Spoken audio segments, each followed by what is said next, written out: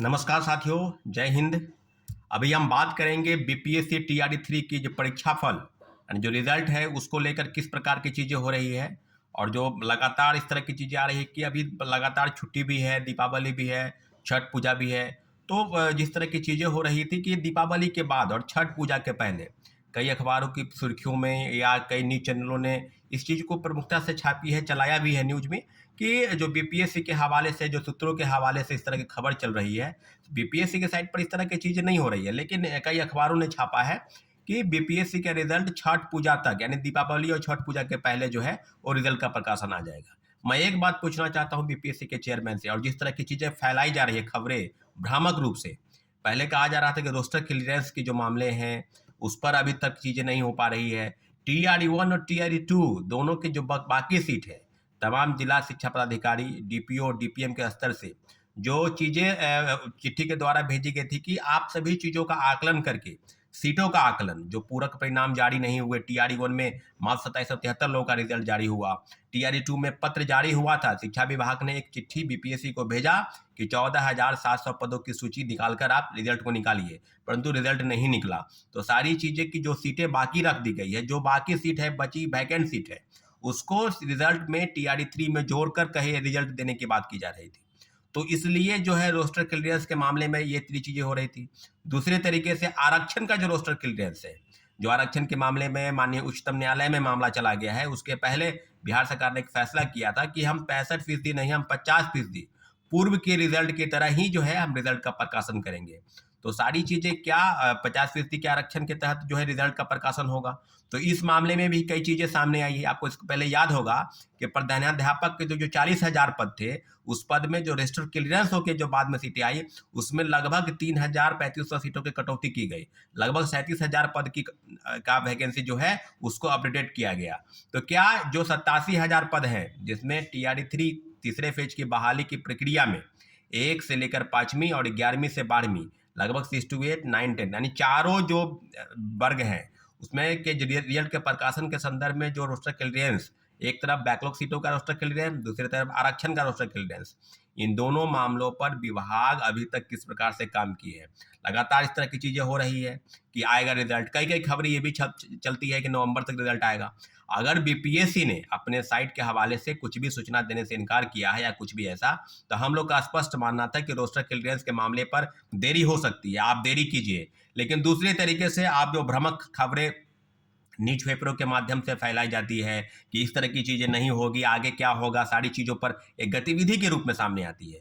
तो सीधे सीधे हम लोग का मानना है कि हम लोग की डिमांड टीआरई 1 में थी, इसमें बड़े पैमाने पर फर्जीवाड़े तरीके से लोग बहाल हो गए। कई कई जगह से लोग काउंसलिंग करा ले, किन्हीं का रिजल्ट अगर चारों जगह से है तो चारों जगह से काउंसलिंग करा के और फिर एक जगह आपने ज्वाइनिंग किया। तो ये छात्रों अभ्यर्थियों की तरफ से भी गलती हुई और विभाग बीपीएससी जिस प्रकार से कर रही थी, शिक्षा विभाग जिस प्रकार से कर रही थी, उसका खमियाजा बड़े पैमाने पर हमारे शिक्षक अभ्यर्थियों को भुगतना पड़ा कि सीटें खाली रख दी गई। और उसके बाद जब पूरक परिणाम के लिए लगातार प्रोटेस्ट हुआ तो छात्र अभ्यर्थियों पर फर्जी एफआईआर दौड़ाया गया, शिक्षा विभाग में प्रोटेस्ट हुआ, बीपीएससी के प्रोटेस्ट हुआ और लगातार गर्दनी बाग में धरना स्थल पर भी लोग बैठे। पूरक परिणाम जारी नहीं हुआ, पूरक परिणाम के लिए लोग कोर्ट में गए, कोर्ट के आदेश के बाद भी अभी तक पूरक परिणाम जारी नहीं हुआ है और लगातार सरकार ये कह रही थी और उसके बाद जो है ये मामला डबल बेंच में चला गया। तो हम सीधे सीधे पूछना चाहते हैं कि जहां राज्य सरकार एक तरफ कहती है कि पूरक परिणाम के लिए कोर्ट के आदेश का हम इंतजार करेंगे, कोर्ट के आदेश के बावजूद आप डबल बेंच में चले गए। उसके बाद ये कह रहे हैं कि हम बैकलॉग सीट जो टीआरई 1 और टीआरई 2 दोनों में बची है उसको हम भरेंगे टीआरई 3 में।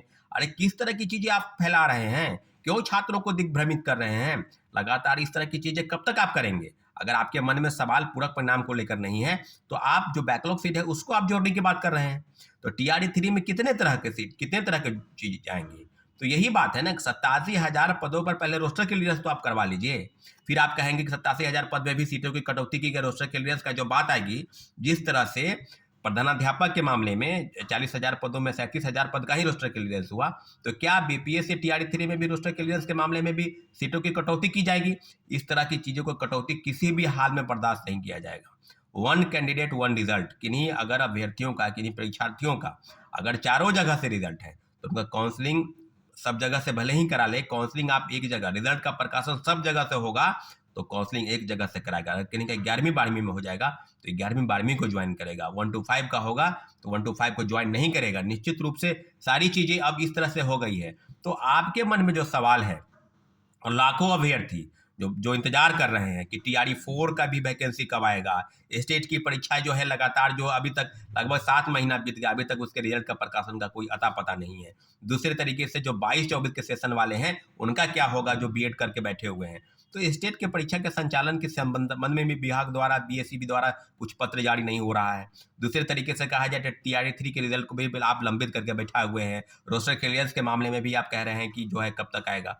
तो सारी चीज़ें सरकार के समक्ष जो है गतिविधि के रूप में आगे बढ़ रही है। किस तरह की चीज़ें हो गई, एक तरफ आप ढकोसला करते हैं कि हम जो है छात्र अभ्यर्थियों की जो हित की रक्षा कर रहे हैं, दूसरी तरफ आप सीटों को बचाने का जो षड्यंत्र रच रहे हैं, उस मामले में भी कहीं ना कहीं पर्दाफाश हो चुका है कि रोस्टर क्लियरेंस के मामले में। दूसरे तरीके से कहा जाए तो आरक्षण के मामले में जो भी चीज़ें होगी सामने आएगी। लेकिन हम लोग का स्पष्ट मानना है कि बड़े पैमाने पर फर्जी बहाली नहीं हो, इसलिए डॉक्यूमेंट का वेरिफिकेशन आप पहले करा लें। जितने भी अभ्यर्थी हैं ठोक बजा के उनका एक एक एकेडमिक सर्टिफिकेट, डोमिसाइल सर्टिफिकेट, चाहे वो दिव्यांग है तो दिव्यांग सर्टिफिकेट, और जो भी चीज़ें उनके संबंध में जो भी आवेदन के साथ उन्होंने डॉक्यूमेंट को इनक्लोज किया है, सब सर्टिफिकेट का वेरिफिकेशन आप अपने स्तर से कर लें, तभी आप रिजल्ट का प्रकाशन करें। 1 कैंडिडेट 1 रिजल्ट, और रिजल्ट कब होगा ये बीपीएससी तय करे।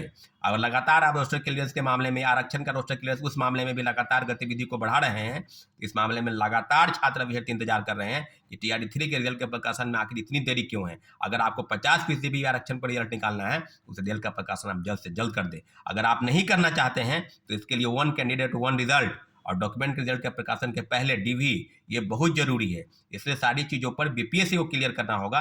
और जिस तरह की खबरें भ्रामक रूप से फैलाई जाती है कि बीपीएससी टीआरई 3 में आखिर रिजल्ट में देरी क्यों, इसके पीछे कहीं ना कहीं सरकार की दोहरी नीति, दोहरी मंशा। एक तरफ बीपीएससी के सप्लीमेंट्री रिजल्ट पर सरकार की तरफ से जो भी हलफनामा आता है कि हम डबल बेंच में जाएंगे, और दूसरे तरफ से अब रोस्टर क्लियरेंस के मामले में भी ये कहते हैं कि अब रोस्टर क्लियरेंस के चलते जो है रिजल्ट में देरी है।